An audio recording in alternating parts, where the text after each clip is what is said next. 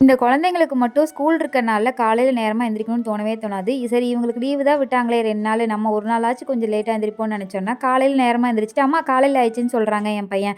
சரி எந்திரிச்சது தான் எந்திரிச்சோம். இன்னைக்கு பொறுமையா தானே காலையில சமைக்க போறோம். அதனால வந்து பூரி செஞ்சுருவோம் அப்படின்னு சொல்லிட்டு, இன்னைக்கு பூரிக்கு தான் எல்லாமே ரெடி பண்ணிட்டுருக்கேன். ஃபர்ஸ்ட்டு சின்ன வெங்காயம், இஞ்சி, பூண்டு, தக்காளி எல்லாமே கட் பண்ணி வச்சாச்சு. என்னோட ஸ்டைல்ல ஒரு சூப்பரான பூரி மசாலா பார்க்கலாமா? ஒரு பேன்ல கொஞ்சமா எண்ணெய் விட்டுக்கோங்க. பட்டை, சோம்பு, கிராம்பு இதெல்லாம் சேர்த்துட்டு, சின்ன வெங்காயம், இடிச்சு வச்ச இஞ்சி, பூண்டு போட்டு நல்லா வதங்கினதையும் 2 தக்காளி கட் பண்ணி வச்சிருந்தேன். அதையும் சேர்த்திட்டு பச்சை மிளகாய் வந்து ஒரு 3 எண்ணம் ஆட் பண்ணியிருந்தேன். உங்கள் காரத்துக்கு ஏற்ற மாதிரி நீங்கள் ஆட் பண்ணிக்கோங்க.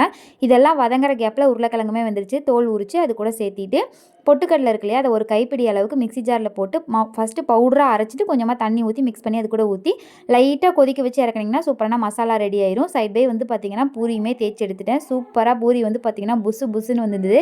வீட்டில் எல்லாருமே ரொம்ப லைக் பண்ணி சாப்பிட்டாங்க. இன்னைக்கு நீங்கள் என்ன பிரேக்ஃபாஸ்ட் செஞ்சீங்கன்னு மறக்காமல் கமெண்ட்ஸில் சொல்லுங்கள். நம்ம நாளைக்கு இன்னொரு ஷாட்ஸில் பார்க்கலாம். அது வரைக்கும் பாய்.